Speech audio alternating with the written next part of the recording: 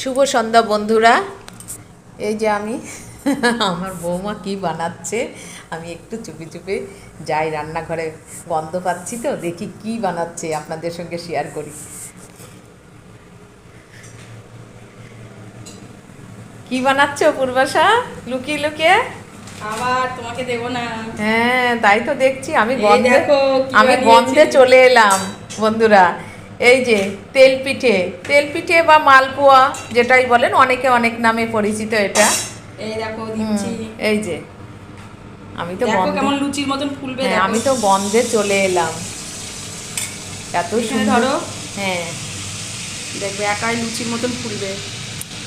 এই যে আমি একটা ধরে দেখাচ্ছি, এতটাই সুন্দর ফুলেছে দেখুন, একদম এই যে মনে হচ্ছে কড়াইয়ে দেখো, লুচি, এটা এখনই ফুলে উঠবে। মনে হচ্ছে একদম লুচি, এতটাই ভালো হয়েছে।